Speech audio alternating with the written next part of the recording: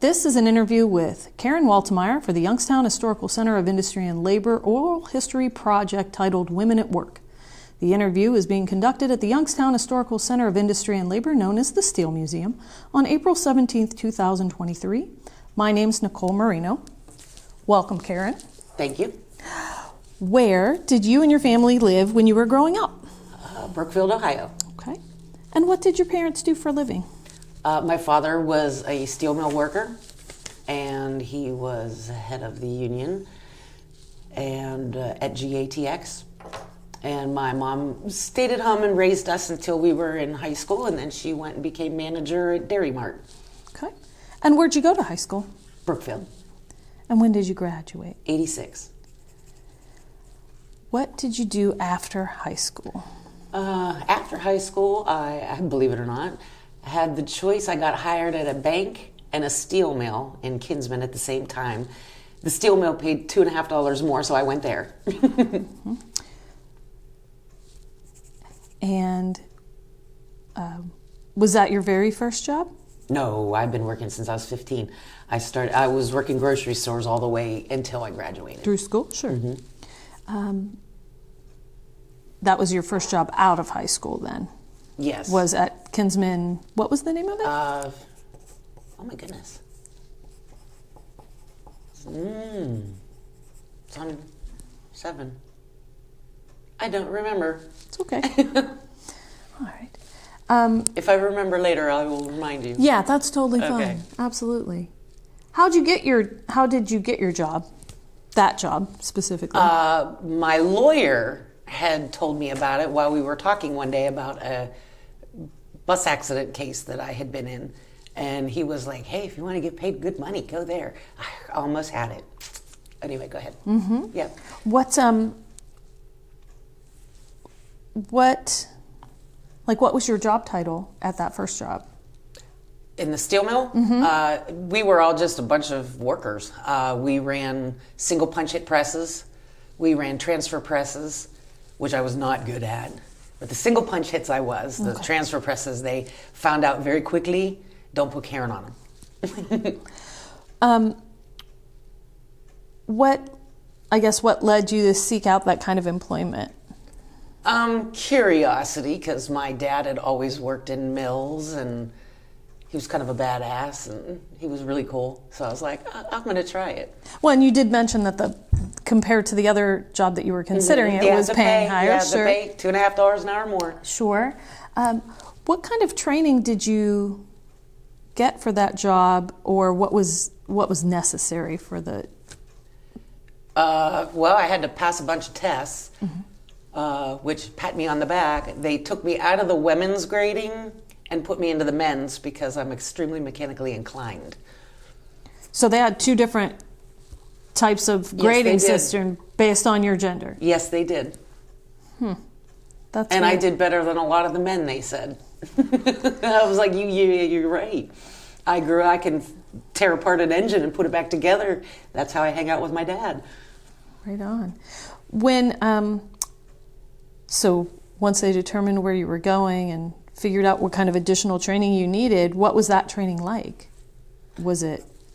Well, they just trained you had someone train you on the different machineries. Okay. And then you're all just floaters. Like, they find out where you're best at, so that's where they will schedule you. One of my best jobs was the Werner ladder line, and we made the hinges for the ladders. Okay. And I was there a lot, and then I was on the paint line because I was pretty good at painting. Okay. Spray painting. So we're talking about your first job, and I know you've had other subsequent jobs, so we'll talk kind of about each one in turn, I guess, to see if we can cover some of these things. You said that you were going from job to job on this first one. Describe like the type of work. You mainly worked with flat metal discs that were mostly round, and you fed them into a machine, and it would start cupping them into the mold it wanted to be, and it would cup it more and cup it more and cup it more and cup it more until you had your finished form, and then it would plop out into a big bin. Okay. Those were the ones I couldn't run. My attention span was I'd be off singing songs in my head, and yeah. The single punch hit presses, though, you actually put something in the machine, hit the buttons, and then pulled it out. So the thing that you had to be a little more engaged in was more to you. Yeah, you had to be hands-on and focused.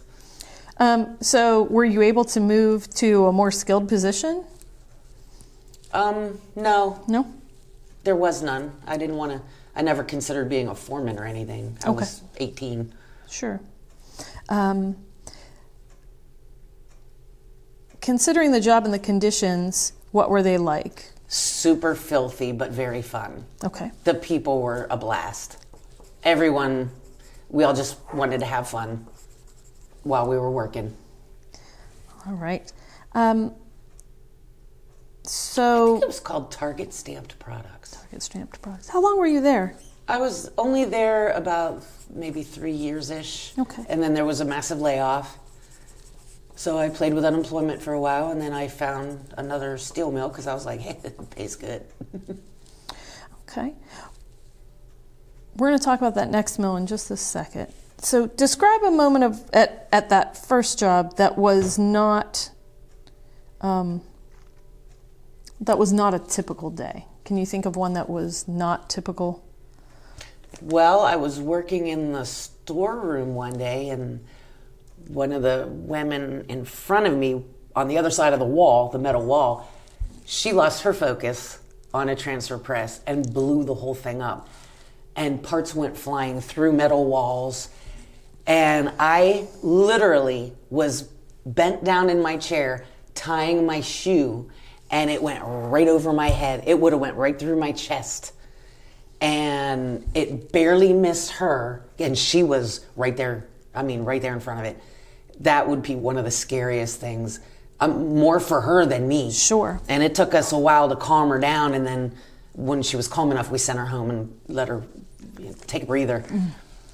Wow. What hours or what shifts did you work there? Mainly afternoon turn. Okay. And did you do rotating shift there or mostly just afternoon? Yeah, no, you were on your shift. Okay. And what was your working relationship like with your coworkers there? Fun. We had a blast. Everyone was not much older than me, so they were all still young enough to play around. Great. What was management like there, or the administration? Or? The administration was wonderful. Mm-hmm. I mean, the foreman's Doug Braddock. He was one of our foremans. He was super cool. Human resources, they would actually, the people out front would actually come into the mill and chat with us. You know, hands-on. They cared about what we were doing. That's great. Yeah, that don't really happen anymore. No. Was there a union there? Yes. Were you part of that union? Yes.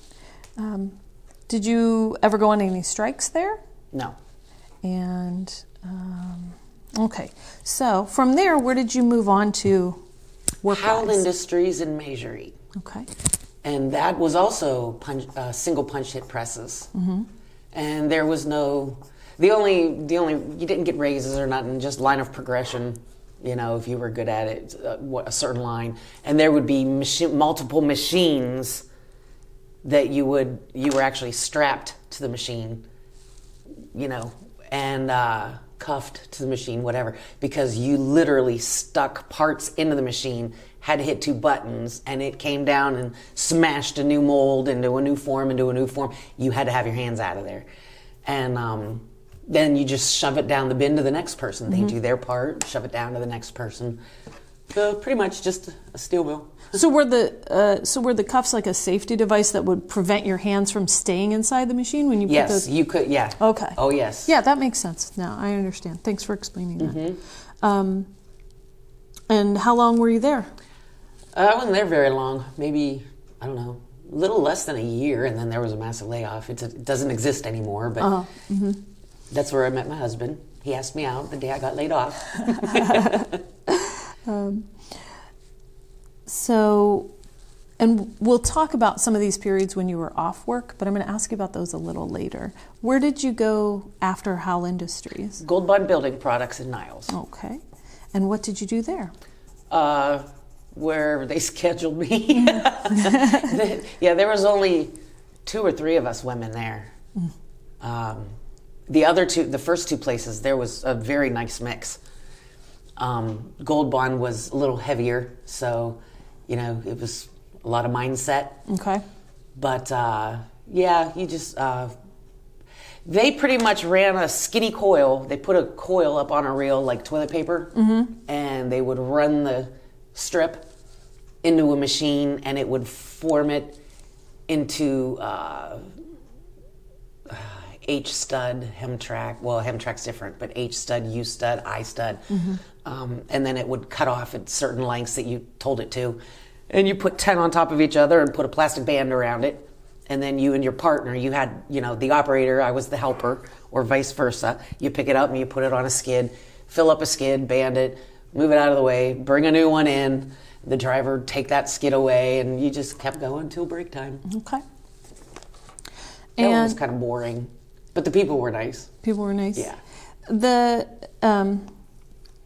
And so... So you had a nice mix of women and men up until this point, but Gold Bond was...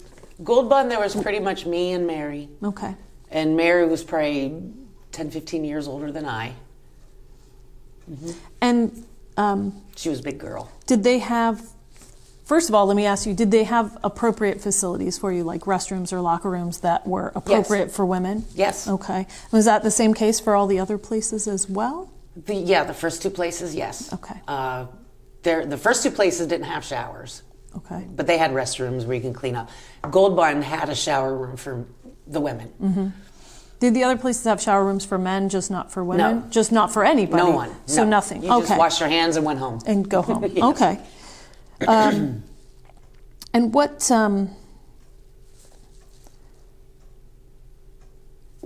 were your relationships like with your coworkers at any of those places? You mentioned that you had a lot of fun at the one place, but it started getting a little different because now that there was only me and Mary, like everyone will gab with you unless they're all together. And then it was like, no one wants to gab with you and get picked on. They didn't want, oh, you're talking to Karen. Oh, you're talking to Mary. So it got a little different. And Mary and I hung out all the time. So that way we had each other at least. Were you... But everyone was nice. There was a couple butt heads, but butt heads are easy to handle. Okay. Well, yeah, so let's talk about that a little bit. Like what... It's called a stern voice and a nice threat. Okay. So as you mentioned, it seems like more isolated incidents, but still some level of, I don't know, what would you call it? Butt heads, I guess. Yeah, butt heads, yeah. So and it was very rare. It was like when you first started, I think they're trying to push you to see what they can get away with. Mm-hmm. It's like, not this girl. Okay. Yeah. No, I grew up with giant men in my family. I ain't afraid of you. Okay. And then after Gold Bond, where did you go? Wow, after Gold Bond. How long were you there? I was at Gold Bond for probably almost 5 years. About 5 years? And then another layoff. And Gold Bond, I don't believe Gold Bond's there anymore. It switched owners, then they went on strike. And I don't know if they're still there or not. I think it's Phillips now. Phillips, yes, that's what it is, Phillips. Yeah, they went on, I was hanging out with Mary on strike. I'd go hang out at the strike line with her for a little bit. We go to dinner, and I believe she moved. I lost touch with her. I'll have to, matter of fact, I should call her and have her talk to you. There you go, that'd be great. And I'm going to ask you in detail about some of these different strikes and layoffs that you've mentioned, but I kind of want to cover them all at one time. I think it'll make a little more cohesive sense. Alrighty. So after Gold Bond, you moved on to... After Gold Bond, well, I went to a little eyeglass factory for a couple months, and that was way too boring, so I don't even count that. Fair. And then I ended up at Thomas Steele. Okay.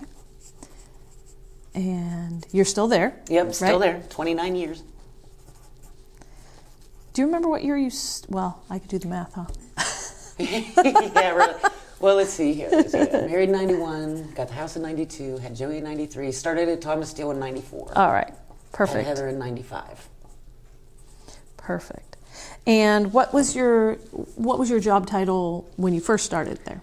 When you first start there are levels. You're just the janitor. You Okay. dump the garbages at the units, clean floors, not restrooms. I don't mean like that kind of janitor. Well, actually, we did. We did have to do bathrooms at the beginning. Anyway, and then you'll move up on a line. They'll train you for a couple days. Now it's 2 weeks. Okay. But sometimes it's 4 hours, and then you're like the helper. And then in time, if you get the bid, if you like it, and then a bid comes up, you get a bid, then you move up to setup and then operator, which is forever because the people that are operating now, they're there till they retire. They're happy and they don't want to leave. Yeah, they're happy and they don't want to leave. So, and you don't get an opportunity to bid on a job until it becomes open? It has to become open, yes. Okay. Yeah. And then I guess briefly, how's the bid, how does it work? Well, let's see. I was janitor in the different departments because they kind of wanted you to go to different departments so you could get a feel for the place. And then I got a bid on the pack line, which I only did it as a joke and ended up getting the bid. And then I was stuck on it for 4 years or so. And then I'm like, okay, I'll be serious when I bid on things now because you're stuck on them for, you used to be able to, if another bid came up, on a different building, a different job, you could bid on that. So say I didn't like the pack line, which is what I did. I bid off it and went to rolling. And then a couple contracts ago, they changed it to where you had to stay on it for 6 months before you could bid on something else. And then they changed it this last contract. And I'm not even sure because I don't plan on bidding on anything. I'm where I am right now, and I plan on retiring on the job. So what position do you have now? Right now I am called the material expediter, and like when a unit runs a coil and they cut a sample, take it to the Met Lab or the Chem Lab, if the results don't come back prime, my job is to go get another 2-foot sample off the coil. And then when QA retreats a coil, they do it on the computer, I physically go do it. Okay. I don't pick it up and move it, but I put up the labels and the information that the drivers need to know that, okay, well, this isn't going to the 125, now it's going to 407 rewind. If they transfer a coil because the main coil has glitches and the customer wants perfect prime, it'll get transferred to another order where it'll get slit down a little bit or slit into little pieces. And I will go take care of that and put all the information that they need on that. Okay. But yeah, I'm not slinging steel like I was for the first 20 years. Sure. What shift do you have now? Steady day turn. Steady days. Yes, but that's one of the few jobs in the mill that is steady day turn. Okay. Yeah.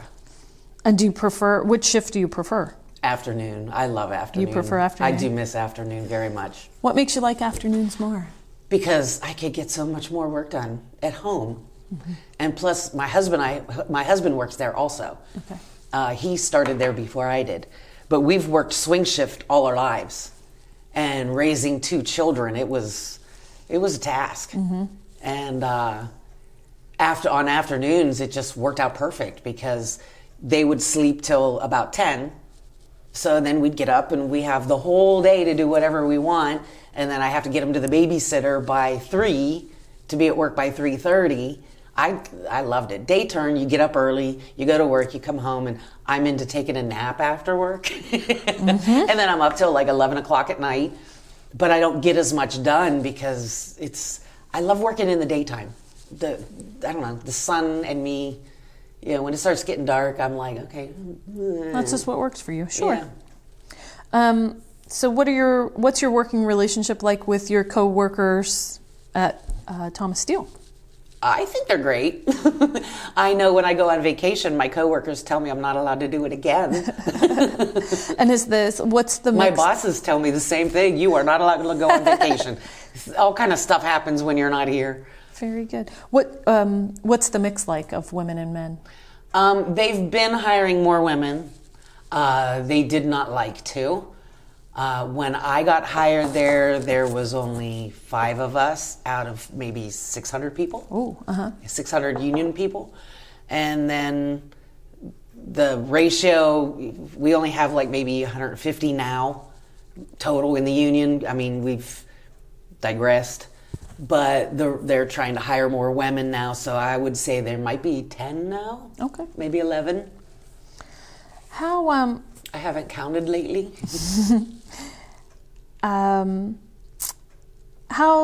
how does management treat workers at Thomas Steel, in your experience? In my experience, they try to be fair, whether you're a woman or a man, if that's what you're asking. I didn't know how you were asking. Exactly that. Yeah. Yeah, how you were asking. I had an issue once a long time ago with a foreman who thought he was going to bully me around, and that got very ugly very quick. And he was informed when I stated facts and had witnesses that he was trying to bully me. He was informed he was never allowed to speak to me again, or he was going out the door. That literally is my next question, was like, what was your strategy to get through struggling with any certain facts? And the fact that I can't be bullied. I am unbullyable.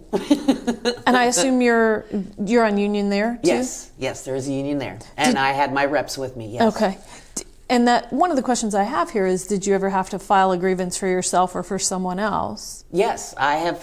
It was him I filed a grievance against, and I was filing it for sexual harassment. But after 6 months, whatever they're called, they decided there was no issue. Oh, like moderators or something? No, the big place outside, because I took it out of the mill. Okay. Because I wasn't getting a lot done in the first place. But then when I called the board, what are they called? The Sexual Harassment Board. Oh, okay. That's in America. I can't. All right, anyway. Yeah, I can't think of it either. I wish I could. Equal, I don't know, whatever it was. Yeah, they hung around for quite a while interviewing. You know, they were interviewing my witnesses and everything. It's like, I have all these facts, and they threw it out the window. But the head of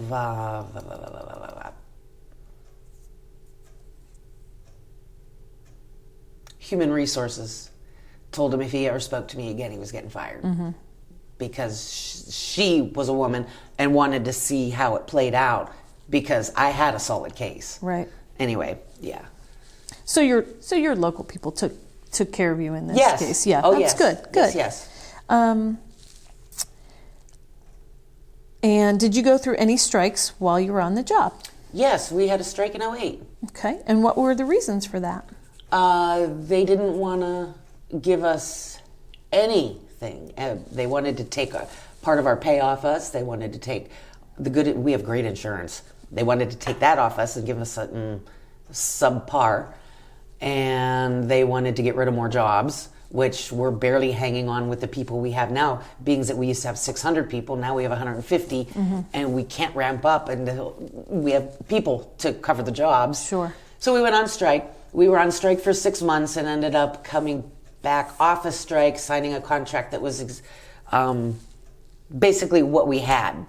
So we didn't lose anything. Yeah, it was kind of like a stalemate, but we didn't lose anything, but we gained nothing. But the strike was over and we all came back to work. Okay. During that time... That was really fun, walking in front of semis and hoping you didn't get run over. Yeah. Oh my God, it was exhilarating. And it was in the recession, right? So I'm sure everybody was heightened in their expectations. During that 6 months, how did that affect your living expenses? Well, being that both of us were laid off, we both had to go get jobs. The bank was very wonderful for us and held our house payments without charging us. And they said they would just tack on the payments at the end, but they were very good about it. We had our church, we were very close with our church members. I was the junior teen and teen director and all that, and they would bring us food. You know, of course, someone to go to the grocery store and just drop it off, and They were wonderful, super. Some of our neighbors would bring us food, and it's like, we're getting by, but thank you very much. We appreciate it very much. Yeah, that's great. And obviously, you mentioned that you're married because you were just talking about your husband. How many children do you have? Two. Our son will be 30 this year, and our daughter, he'll be 30 in a couple months, and our daughter will be 27. Okay. What did you enjoy the most about your job? And that can be any of the positions you talked about today. You mean like at any mill? Yeah.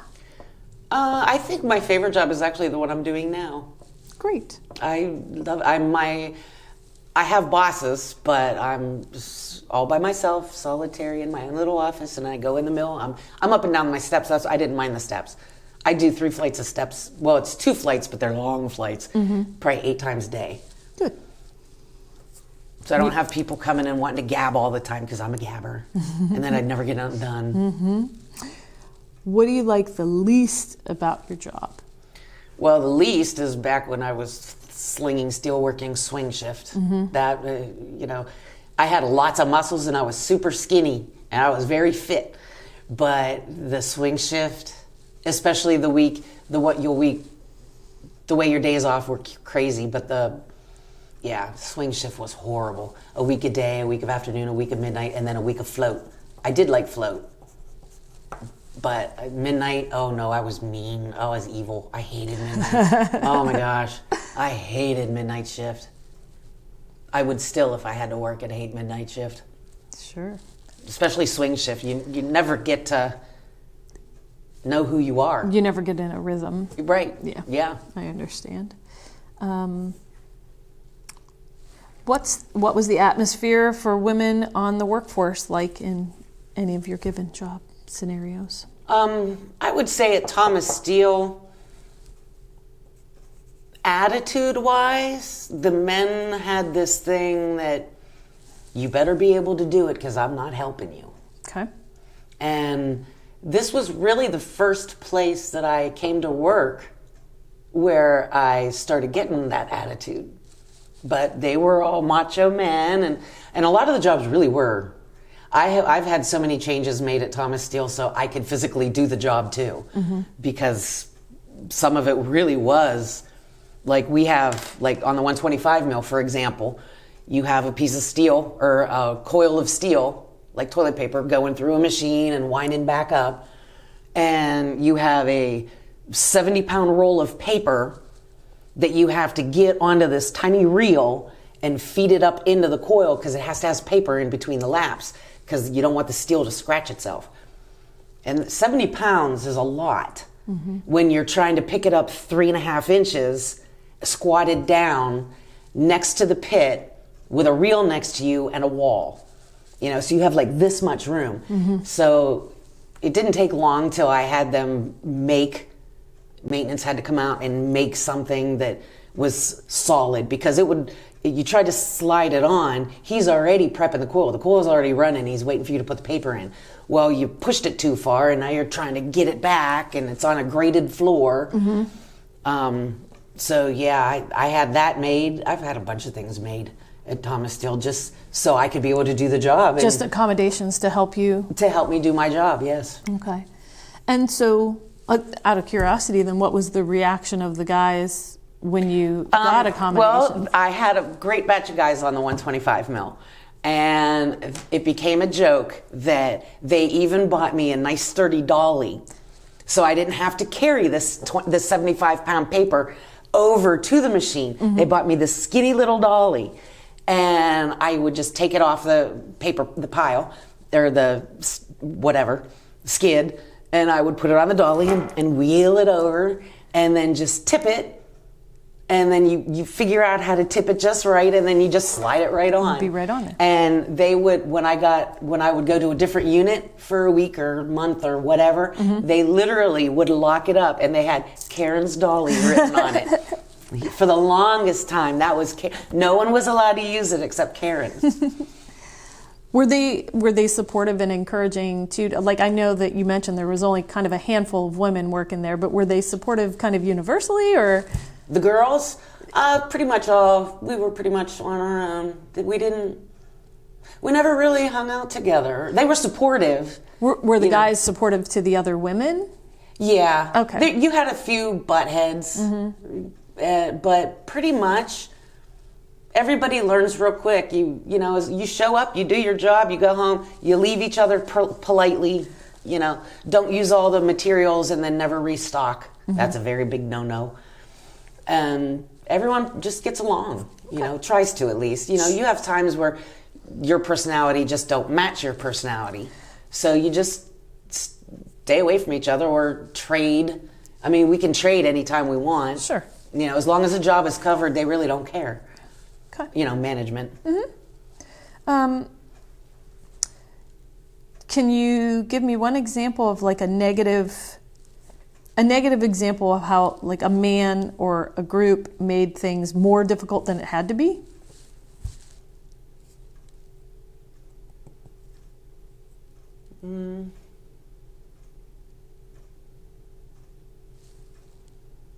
Well, I know that when I was on the pack line at one point, I had a certain operator who would run as much as he could and have me do all the work, and then he would pick stuff off the floor to run even more. Because at one point he was trying to get me off the job. Okay. He did not want me there. And he never said why. I'm assuming it's because I was a girl or because I didn't put up with bullcrap. But he learned real quick that bring it. Bring it on. Sure. And then he mellowed out.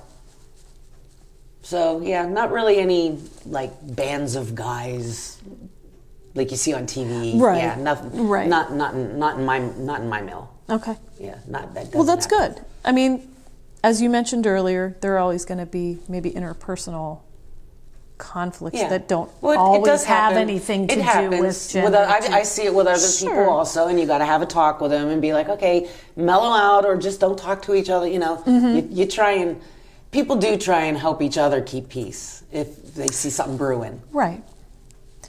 Did you ever feel like a minority at any of your jobs?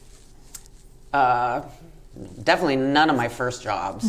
I felt like a minority at Gold Bond because I was. And I did feel like a minority at Thomas Steel until everyone really gets to know you, and then you're just one of the guys. Okay. And then you kind of quit feeling like a minority as long as, you're just one of the guys. Okay. So we talked about how you and your husband work at the same place and how you met during one of your past jobs. Yeah. How did your working life affect your relationship with your husband? It doesn't. It really doesn't. We don't really spend a lot of, we try and do lunch together, depending on where we're working. We try and do lunch together. Other than that, we don't try and hunt each other down and have to go talk to, he's doing his job, I'm doing my job, just like workers. We don't hold hands, we don't kiss, we don't do any of that at work. PDA, is that the right word? PDA? Yeah, public displays of we don't affection. do any of that. Sure. We get teased once in a while because, we're married, but yeah, it's all in good fun. Are you both on the same shift now? No, he still works swing shift, but he works day, we could work a day, a week of afternoon. Okay. Presently, we don't have midnight on the job he's on, but if we ramp up, he'll be working day, afternoon, midnight, day, afternoon, midnight. Sure. And back to the way we used to do it. Without the kids, though. Well, a little bit easier now. Yeah. So speaking of your kids, how did working affect your children when they were young? Well, we had to put them on our schedules, being that we worked 7:30 to 3:30, 3:30 to 11:30, 11:30 to 7:30. And when they were little, so their bedtime was later in the evening, so it was around 10. They grew up, Thomas still laughs because the men grew up watching our kids in the car because we were our own reliefs a lot of time. So if I was on day turn and he was on afternoon, he brought the kids with him. And then I came out and I hopped in the car and then punched out and went home. And the guys always saw the kids and they watched them grow up. And we do talk about that once in a while. that my daughter just had a baby, and my daughter-in-law is getting ready to have a baby, and they're like, they were babies. We remember Heather would be like, hi, and she would learn everybody's name, not everybody, but she would learn certain people's names, and she'd be out the window going, hi, Tom, and stuff, and that was adorable. Sure. And then we did have babysitters once they started getting into school, and you can't 11:30 at night bring them to work with you when they have to go to school in the morning. Yeah. So that's when we had to start hiring babysitters. Okay. Well, and that is my next logical question. So once you started to have to engage in childcare, how did you manage that? Sometimes we would have family members. We paid $6 an hour under the table, and they came to our house. Okay. And it was usually just for an hour and a half, just from the time I leave to go to work and he's coming home from work. Okay. And once in a while we would be on the same shift, so there's an entire shift, whatever shift it is. Sometimes it was midnight and they just came and slept on the couch or in the spare room. And then we also hired babysitters, after analyzing call-in references and blah, blah, blah, and putting a tape machine under the living room couch so we can, just every once in a great new moon, just to make sure all was cool. Because one time we had this one babysitter and my son started getting really weird about it. So we were like, okay, under the couch it goes. All was fine. He just wasn't getting his way. And we did that for like 4 days, and then we told her. Okay. We did tell when we told after the fact. But we just wanted to make sure there was nothing crazy that we needed to step in on and protect our children. Sure. So if it was relevant, did you find yourself in the position where you had to care for your parents also and your kids at the same time? It was a nightmare. Yeah, tell me about it. All right, we lived in Niles when the children were born, and then in '99 we moved to Hubbard on Chestnut Ridge Road, and within 6 months my mother started getting ill. And so I would be like, okay, well, we're trying to figure out how we're going to, I got to go see mom. And all right, if you're home, be with the kids. And then my mom passed away a few months later. It was quick. It was very quick. But then my father ended up getting sick and he got real bad. I mean, they found he had cancer in his bladder and he lost his legs because they were giving him chemo that was 10 times stronger than they should have been, but it was a trial. We signed off on it. It got rid of his cancer in like a month. But the cancer couldn't get out because he no longer had a bladder. And he couldn't filter. And it all gathered in his legs, and he had to have his legs from the knees down removed. And after that, he kind of went downhill, but he would live with us. Something terrible would happen, then he'd be living with us for a while, and we had the playroom, we'd convert it into a bedroom, and we had to get the doorways, wheelchair ramp, all that, fix doorways, make them. And my kids were both in sports, and when my father was feeling okay, he would come also. And I'm wheeling him, and he's covering his legs, and I'm wheeling him, and he's, but when he was having bad days, it was very hard. Yeah. I mean, I'm trying to take my father to doctor appointments in the hospital and going, making sure he's okay in the hospital. And a couple times he ended up in VA, and I'm having to take him up to the VA clinic in Cleveland. And my kids are in the car with me. And it's, late evening, but Joe's at work. Yeah. And yeah, that was very, very, very hard. Very rewarding, because I don't think anyone of my family can honestly think that there was no love. Right. Because my dad would even play with it. My dad, we had a little softball thing where Joey would throw the softball, it would hit the net and bounce back. My dad would sit behind it and play catch with Joey. Oh. Yeah, he would literally sit behind it and play catch. That way Joey couldn't hit his knees. Okay. And then Heather, she was littler and she played soccer. So he would turn it sideways and he would hold it. That way it would bounce and go back to her, bounce and go back to her. So, and that was cool. You know. So like a mixed, but and it is tough because now you have your children and your parents relying on you while you're working. Yes. Did you take swing shift full time? Oh yeah. And you didn't take any time off during that period? No. No. Once in a while, the human resource gentleman we had, Daryl Combs, he was very wonderful about that. And there would be days where I would have to take a day. All right, and I would try and let him know ahead of time. But if there was a time where I get a phone call in the middle of the night, and then I'm calling a family member or my babysitter to come watch the kids because I got to get to the hospital because I'm the one in charge of making decisions. Right. You know, Daryl was really good about it. I mean, he had me fill out the initial forms. After that, he was like, just go. Okay. You know, just go. Good. Just do it. Good. Because that is a difficult position. It was very difficult. When you're in it, it doesn't seem, well, it's difficult and you're tired and exhausted, but later on you're like, damn. Yeah. Wow. It's amazing what you can do when you have to. Exactly. Yes. All right. I feel like, here are some questions. Are there any, you already told me about a startling accident, so that was actually a good story. Were there any episodes of violence at any of your workplace that you can remember? No. Okay. No, not in any of them. I heard of a couple guys would get into a fight about something or other. I wasn't on shift, you know, but yeah, there was a couple fisticuffs. That was a while back ago. Now, if you even call someone a bad name, you're getting called out front. Yeah. I mean, I called a foreman an idiot once and they tried to fire me. And I'm like, well, you're lucky I didn't say what I was thinking. What you really thought? Yeah.